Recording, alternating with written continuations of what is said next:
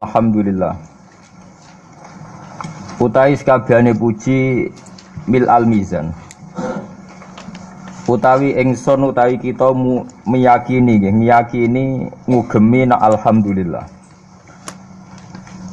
Segala puji sedanten puji namung kagungane Allah mil al mizan kang iso ngebak-ngebaki timbangan.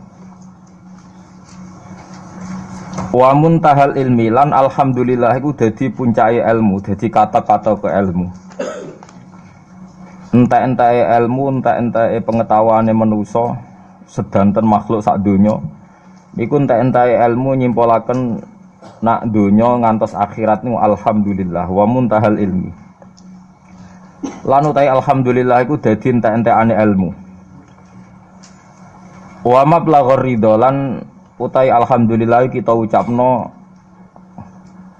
kelawan sebagai kalimat sing numekakno ridane Allah Subhanahu wa taala wa mablaghur ridholan dadi barang utawa sesuatu sing nyampekno teng ridane Allah utawa sing dadekno kita ridho teng Allah wa zinatal arsy lan utai alhamdulillah niku dadi pepaese arsy. Kula balen malih iki. Alhamdulillah utawi sakabehane puji kagungane Allah. Kalimat niki kita ucapno mil al mizan. Iku kang ngebak-ngebaki timbangan.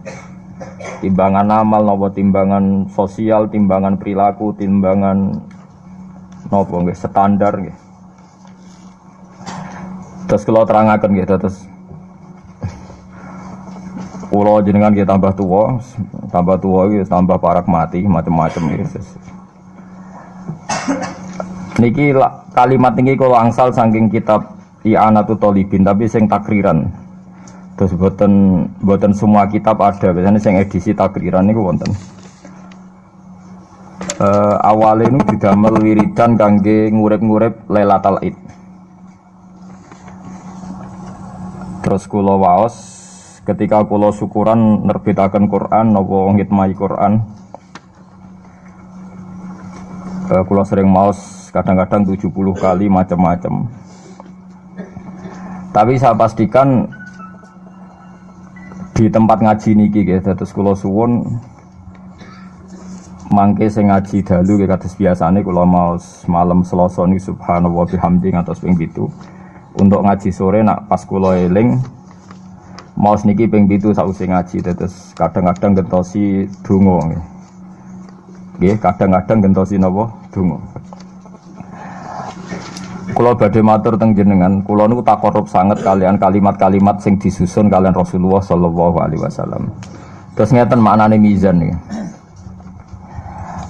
Mizan itu wonten kalih, timbangan ada kalih. Timbangan pembanding.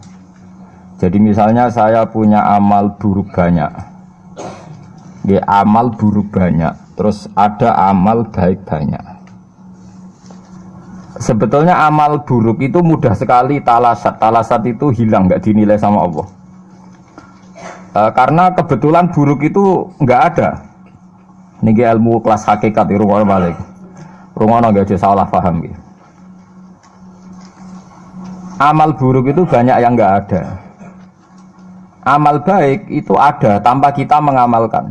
Iruwono wis sekali sampean salah paham bahaya. Misalnya begini. Sampean saya beri contoh.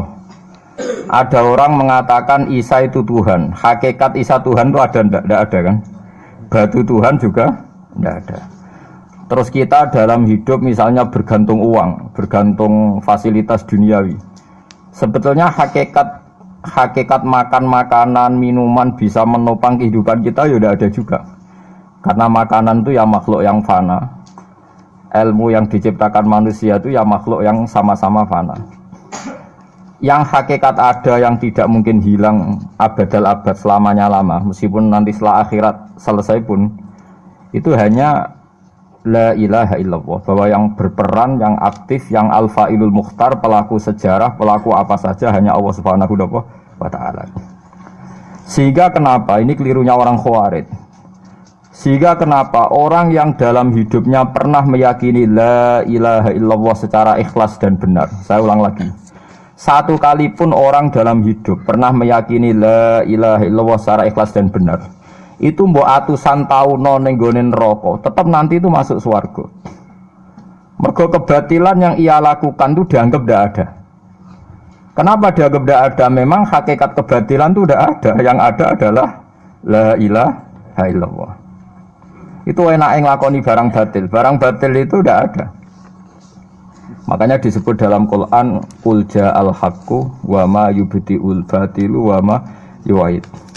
Yang ada di dunia dan akhirat itu hanya barang hak. Yaitu Allah itu wujud, Allah itu pemeran utama, Allah itu segala-galanya. Lainnya itu barang batil. Barang batil itu barang yang enggak ada tapi oleh manusia yang salah dianggap apa? Ada. Nah, sehingga barang batil ini sekali Allah menghendaki kalimat la ilaha illallah itu sampean baca secara ikhlas, itu barang-barang batil yang pernah kita lakukan itu otomatis hilang. Tanpa dihilangkan pun barang itu tidak pernah ada. Yaitu itu disebut barang nopo? Disebut barang nopo? Batil. Makanya di sebagian ayat disebut bal naqdhifu bil haqqi 'alal batili fayadmaghuhu fa idza huwa zahid. Niki ilmu kelas tinggi. Sehingga kenapa orang-orang kafir yang menyembah batu, menyembah Isa nanti masuk neraka? Sebetulnya Allah itu memasukkan mereka ke neraka itu hanya karena Allah ingin bilang gini tok. Sudah ya kamu di neraka saja. Kamu kan menuhankan batu, menuhankan Isa, ya silahkan minta tolong Tuhan kamu, itu saja. Artinya andikan mereka betul-betul yang dituhankan itu Tuhan, Allah juga senang kalau itu menjadi rival, ya menjadi rival Tuhan maksudnya, yang bisa menselamatkan. Niki rungokno nggih mumpung sampeyan rong ning akhirat. Mboten niki ijazah kula nu mujarab tenan. Kata Imam Ghazali kula nu jeling tenan. Kenapa Imam Ghazali disebut Hujatul Islam? Sama nak kepen syukur iku gampang. Duit ra duwe, utang wakeh, jatuh tempo, bojo wani, anak kecewa di bapak kowe, terus mentek ngamek kowe. Niku jari Imam Ghazali kena sekarang ana nikmat moro kuburan. Moro kuburan terus kamu berkeyakinan bahwa semua yang sudah mati itu sangat-sangat berkeinginan hidup meskipun hanya 1 jam. Wong sak donya mulai Nabi Adam nganti saiki kabeh berharap dihidupkan lagi meskipun 1 jam karena ingin membenahi kalimat tauhid la ilaha illallah. Lah kowe iku jek urip. Lah kowe iku jek urip. Berarti wong sak miliar-miliar sing wis mati iku iri mbek kowe mergo kok jek urip. Nah, berarti terus gue syukur ya Allah, apapun masalahnya di dunia saya ini hilang semua mergo kula ijek urip. Kula baleni malih. Dengan demikian kowe muni alhamdulillah aku fasih. Piye wae kowe iku duwe nikmat rupa-rupane urip yang sangat diingini oleh Firaun sekalipun, oleh Namrud, oleh Qarun, orang-orang miliarder dulu, itu sangat berkeinginan sing jenenge urip. Lah kowe nyatane sakniki napa? Ijek urip. Berarti ini luar biasa. Paham napa? Luar biasa. Ini tak warai ilmu tauhid itu. Terus nanti setiap saya ngaji setelah selesai sampean baca dijiwai. Sebab itu ketika orang kafir dimasukkan neraka itu sebenarnya Allah itu hanya bilang gini, wakilat usyrakaakum fada'auhum falam yastajibu lahum wa ra'awul adzab. Tidak apa-apa, kamu sekarang masuk neraka, kamu tidak menuhankan saya. Kamu minta tolong sama Tuhan kamu. Nah, ketika demikian kita pernah menuhankan yang paling ekstrim tentu menuhankan Yesus atau menuhankan batu, menuhankan dewa-dewi, atau mungkin Tuhan di bawah itu ya kita menuhankan uang, menuhankan sebab, menuhankan jabatan macam-macam sehingga mengalahkan Tuhan sejati Allah. Terus mereka minta Tuhan-Tuhan itu supaya menolong. Walhasil akhir cerita itu wadalla anhum ma kanu yaftarun wadalla ankum ma kuntum tasubun wadalla anhum ma kanu yaftarun itu di Quran diulang-ulang dengan beberapa redaksi. Akhirnya hilang apa yang kalian kira ada. Oke, akhirnya hilang apa yang kira kalian ada. Misalnya kita mengatakan bahwa hidup itu harus makan, harus minum, ternyata nanti di akhirat tanpa makan, tanpa mikun orang hidup. Makanya itu hebatnya ulama, hebatnya ahli sunnah, hebatnya nabi. Nabi itu orang mukmin itu dilatih, kalau lesu ya makan, kalau ngantuk ya tidur. Tapi kita diajari ada makhluk hidup yaitu malaikat yang tidak makan, Tidak tidur. Paling tidak meskipun kita itu kalau nggak makan lemes, kita tetap tidak mengatakan tanpa makan makhluk pasti mati. Karena kita berkeyakinan diberi akidah. Ada makhluk yang namanya malaikat, nggak makan, nggak minum, tapi hidup. Sehingga meskipun kita mengalami kalau nggak makan itu mati, tapi tetap menyisakan satu keyakinan bahwa makan itu tidak syarat hidup. Buktinya malaikat nggak makan, hidup. Paling tidak dengan keyakinan itu kita tidak mendewa-dewakan harus makan. Itu cara-cara Nabi mengajarkan kita. Faham gitu. Terus ini saya ulang-ulang. Makanya disebut wadalla anhum. Apa yang mereka kira ada itu dari awal tidak ada. Ya, apa yang mereka dikira ada nanti di akhirat tidak ada. Lah sing ada itu tetap nopo alhamdulillah. Makanya ketika nanti orang masuk surga nggih da'wahum fiha subhanakallahumma wa tahiyyatuhum fiha salam wa akhiru da'wahum alhamdulillahirabbil alamin. Niki penting kula aturaken. Terus sakjane salah niku ora dikepenak. Itu sebabnya kenapa orang yang kafir mulai cilik sampai tua ketika meh mati kok nglafadzna la ilaha illallah, satu kalimat ini akan menghapuskan kekafiran di masa lalu. Kenapa kok bisa hapus? Karena kekafiran yang masa lalu itu omong kosong semua. Ya toh mengatakan Isa Tuhan ya omong kosong, malaikat Tuhan ya omong kosong. Ini omong kosong semua. Barang itu kalau hakikatnya kosong hilang karena ada bukti memang enggak benar. Itu kan gampang untuk menghilang. Itu padha karo wong mending ngene. 3 miliar ambek 3 miliar. Iku padha karo 5 rupiah. Bariku gremeng meneh. 1 triliun mbek 1 triliun padha karo 500 rupiah. Omongan gremeng itu kan ya wong edan ngoten mawon kan. Berarti sak urip-uripe muni Isa pangeran ya edan. Muni liyane pangeran itu kan omongan ra penting semua. Meskipun yang disebut tuh miliar triliun tapi kan cara guru biji busa kan gampang dobong ae wong ndak. Tapi malaikat bagian katabah, bagian nulis iku ora wani ngobong la ilaha illallah ben kuwalat tapi pangerane. Makanya saya pastikan sekali sampean nglafadz la ilaha illallah itu benar, malaikat sing sentimen mbek sampean pun ndak bisa bakar itu. Kualat den. Paham juga maksudnya? Paham ya? Jadi jelas guys niki kenapa kalimat itu begitu dikjaya. Paham ya? Begitu dikjaya. Lah soal kita ngalami di zaman akhir. Orang lafadzkan kalimat itu dianggap bid'ah terus tukaran. Ya kita semua ngalim bingung kalimat itu salah apa dianggap napa bid'ah. Wong kalimah disifati thayyibah, sing lafadzno dihukumi nglakoni bid'ah. Lah sing diarani bid'ah ya ora trimo pisan, malah gawe hadis palsu. Fadilail wiridani malah palsu hadis. Sajane cara padha warase ngoten ora perlu debat bulet ngoten. Padha warase larnya kono nganggo kapasitas ulama, kita pakai kapasitas apa? Ulama, terus kita diskusi baik-baik. Di kula baleni malih nggih. Kenapa kalimat thayyibah disebut kalimat baqiyah? Dalam istilah Quran wal baqiyatus sholihat. Baqiyah itu sesuatu sing abadi. As-sholihat itu sing layak, sing apik, sing selalu duwe eksistensi. Soleh maknane layak. Layak iku mergo wujud. Nggih kula baleni malih tak wari filsafat ilmu hakikat. Sing darani layak iku sitok mergo wujud. Nak barang ora wujud itu jenenge dilafadzno tapi mboten layak. Jadi barang ana sing dilafadzno tapi ora layak, ana sing ora usah dilafadzno tapi wis layak disebut sholihat. Saleh maknane apa? Layak atau punya eksistensi.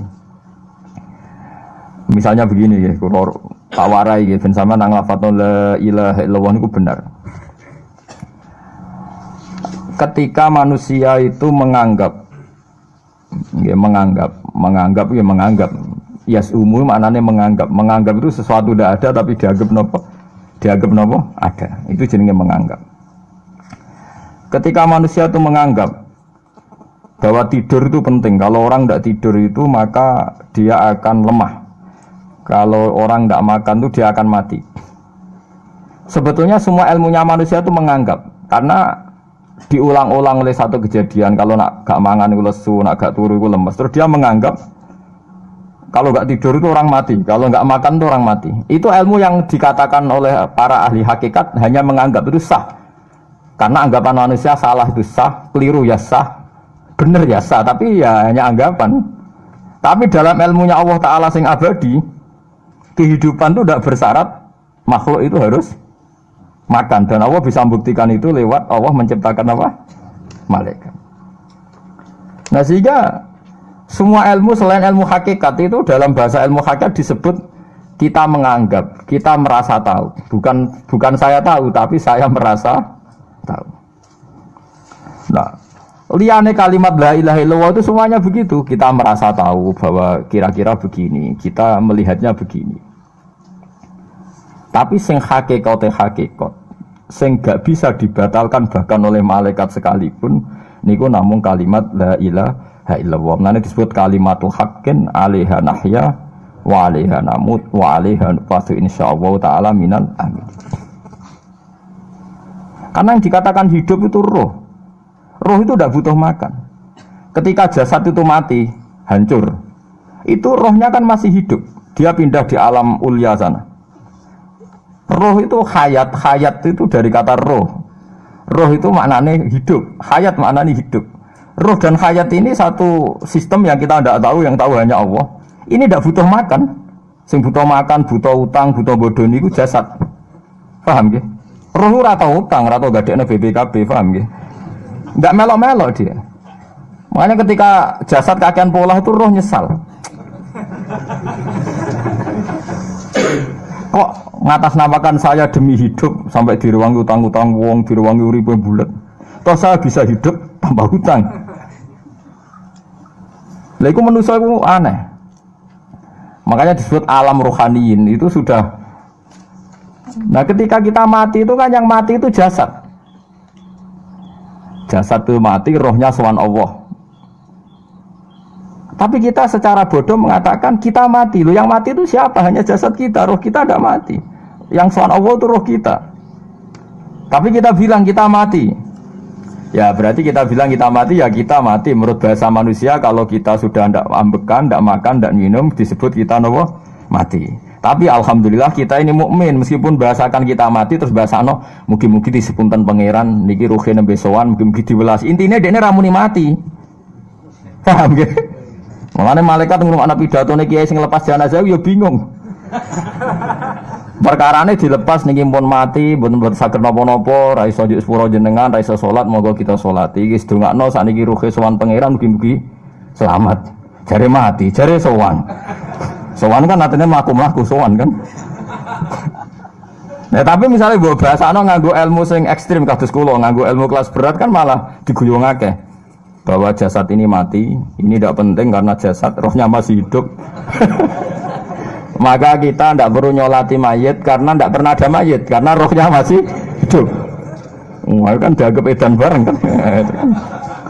Makanya sebaiknya orang ilmu hakikat itu tidak perlu jadi kiai, pokoknya kayak kula jadi ulama tapi rasa jadi nopo.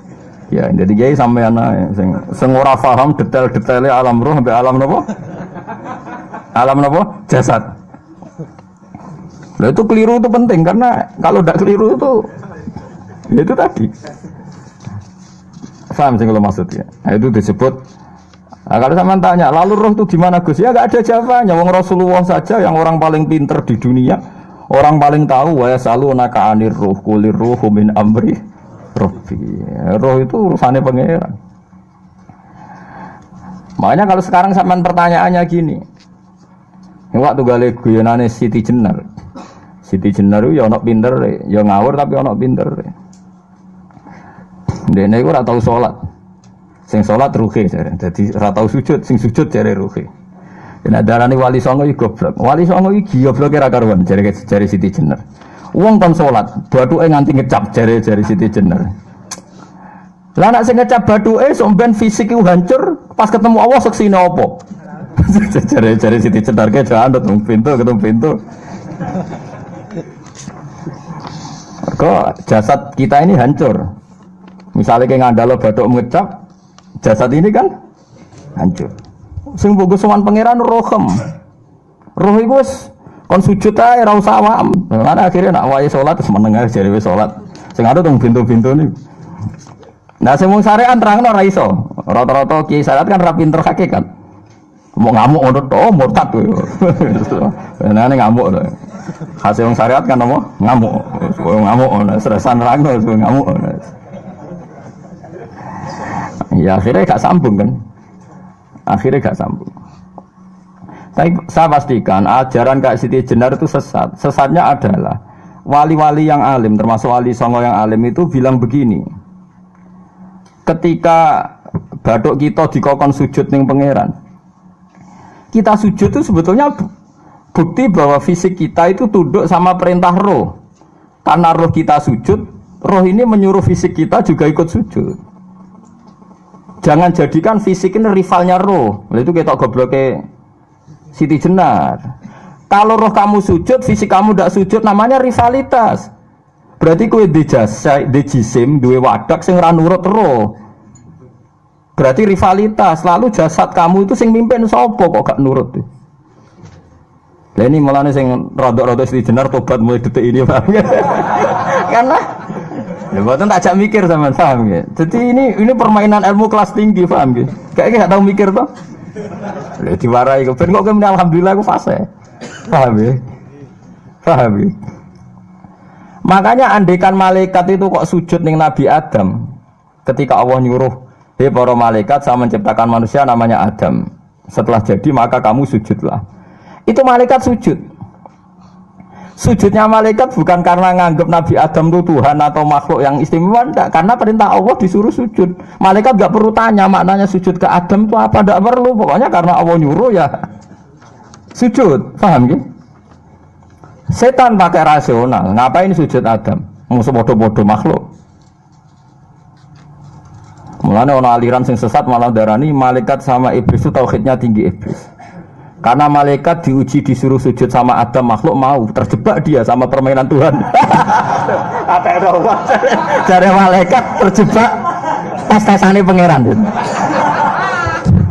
Iblis luwih pinter perkara nek ra gelem sujud. Berarti dekne mau gelem sujudnya namun kalian Allah. Lha kok ono sesat kok. Wong kok nganggur nganti ngono, maksudnya mikire iso ngono. Mulane sing do diutang dosa luwih apik timbang sing dipikiran ngene iki, paham ya? Paham ya? Jadi malaikat terjebak permainan Tuhan, jadi dites gak lulus ya. Itu ngeri kalau nuruti alin-alin ngoten. Yang benar adalah setan itu dianggap keliru. Karena dia tidak punya otoritas pikiran. Dekne ora wujud, hakikate setan malaikat gak wujud, wujude diwujudno Allah. Nak wujudnya diwujudno Allah, apa wae sing dadi dawuh Allah kudu sami'na wa ata'na. Karena dia tidak bisa menjadi rival Tuhan. Makanya kalau kita diperintah Allah langsung lakoni, gak usah gawe rivalitas. Mulai paribasane ke kon mangan wis sareng nek Allah ngutus mangan wis mangan ae. Nang kok wargen wis Gusti pokoke mangan. Nek kon mangan ya ora mangan, pokoke kon nurut. Nah itu kelirune Siti Jenar, dia lupa bahwa dengan mengatakan jasadnya tidak perlu sujud, mergo sok ben sidi hisab roh, dia bikin rivalitas antara roh dan jasad. Mula nate maca aliran Siti Jenar mulai yang versi Arab sampai versi tulisannya wong-wong bingung-bingung itu, sing luwih bela Siti Jenar timbang Wali Songo. Bahkan dalam cerita itu seakan-akan Wali Songo kasut mergo jare Siti Jenar dipateni wangi terus diganti asu macam-macam lah cerita ngono. Kula nu peneliti ra kabeh, kula ra kaya Mustofa ni ra apa ya ngono. Gak jelas roe tapi jelas dadi kiai ini ndekne. Enak ngoten niku. Dadi ya ana wong ilmune ra pati akeh tapi jelas dikiyaino. Kula ilmune akeh ra pati dikiyaino. Jadi kekeliruan ini mergo ngoten niku nggih, memang ilmu hakikat itu jelimet. Tapi sampean harus saya latih. Piye sampean ngaji ning kene ya suwi wis tuwa, saya kenal sithik-sithik. Lah nanti makanya nanti menghilangkan barang batil itu mudah sekali. Karena barang batil itu hakikatnya enggak ada. Mbok ana wong muni 1 miliar ditambah 1 triliun jumlah 5 rupiah, mbok sing disebut angka 1 miliar 1 triliun lafaz ini enggak ada. Nggih lafaz ini enggak ada, fakta ini tidak ada. Makanya disebut di Quran iyaquluna illa kadzib. Sebagian Quran istilah lebih ekstrim. Kaburos kalimatan takhruju min afwahihim. Kalimat itu menjadi besar karena ada yang melafatkan, tapi kalimat ini tidak pernah menunjuk hakikat. Lho nggih to, misale wong nyebut iki geni, wong iki HP kok diarani geni. Itu pernah ada kalimatnya tapi tidak ada faktanya. ini batu disebut itu Tuhan. Yang benar itu batu. Disebut Tuhan itu kan kalimat sing ada kalimatnya tapi tidak ada faktanya. Paham ya? Ini disebut kaburat kalimatan sing takhruju min afwahim. Terus yaquluna illa kadiba. Mereka hanya ngomong secara dusta. Sebetulnya kalau barang hakikat itu tidak usah diomongkan. Itu tadi kalimatu haqqin 'alaiha nahya wa 'alaiha namut wa 'alaiha nufasu insyaallah taala minal amin. Tapi kalau kalimatul batil kalau enggak diomongkan enggak ada yang ngomong. Karena harus diomongkan. Itu pun enggak menunjuk apa? Enggak menunjuk apa? Hakikat. Lah semua manusia itu ngomongnya itu rodok-rodok ala zamihim sesuai klaimnya. Mulane omongane sampean bingung nama malaikat. Saya jamin, muga sampean kenal malaikat kados kula niku malaikat sambat tenan mbek omongane sampean. Kok ndak gimana coba? Kita bilang saya ini kaya, baru punya uang banyak kaya. Malaikat sing nyekseni kekayaane Allah janggal, kere kok muni sugih. Terus kowe muni saya ini orang kuat karena saya presiden Amerika, saya presiden Indonesia orang kuat. Kita pun sebagai kiai bilang Jokowi itu orang kuat, presiden itu orang kuat. Malaikat sing roh langit bumi, sing roh Allah, dijayane Allah, pemene malaikat Israel. Mangkel sak boleh ana bahasa kuat tuh. Ah semane tak protes ber kok iso muni kuat itu kuat apa nih? Jadi bahasa manusia itu membingungkan semua. Coba Anda jadi malaikat Israel, terus ana wong peteta-petete muni kuat. Kuat temen ning ndi tak pites setiap saat iku. Jadi bahasa manusia itu membingungkan semua. Makanya malaikat itu kuat yang uang ngomong gak jelas. Nah, makanya mereka nggak dianggap temannya malaikat. Karena tidak wali, dia tidak tahu ilmunya malaikat. Lah wali itu tidak pernah terjebak omongan itu. Disebut ala inna auliya Allah la khaufun alaihim. Sampai disebut nanti diantara khasi wali itu kalau meninggal tatanazzalu alaihimul malaikatu alla takhafu wa la tahzanu wa absyiru bil jannati allati kuntum. Terus malaikat-malaikat yang di langit semuanya bilang pada wali ini nahnu auliyaukum fil hayatid dunya wa fil akhirah. Saya ini mitra kamu, saya ini teman kamu baik zaman kamu di dunia maupun di akhirat. Karena bahasanya wali dengan bahasa malaikat itu sama.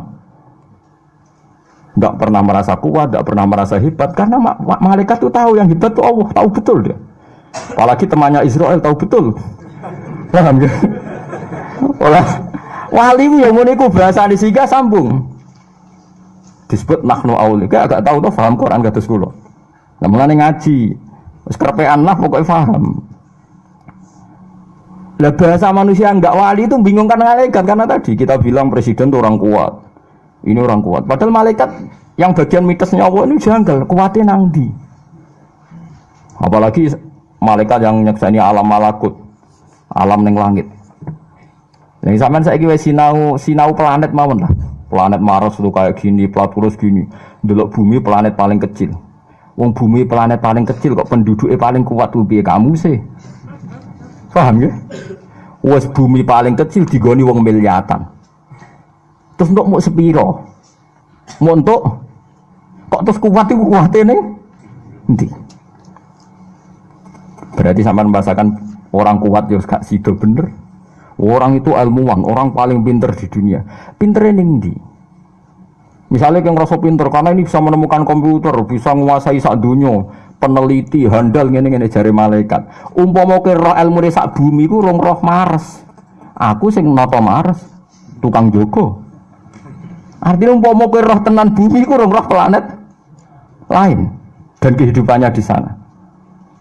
Apa meneh alam malakut, alam roh. Misalnya alam kematian itu butuh ilmu 99, alam dunia mau butuh sitok. Ngendikane Nabi bandingan ilmu dunia sampai akhirat itu 99 banding 1. 1 dibagi wong sak dunia.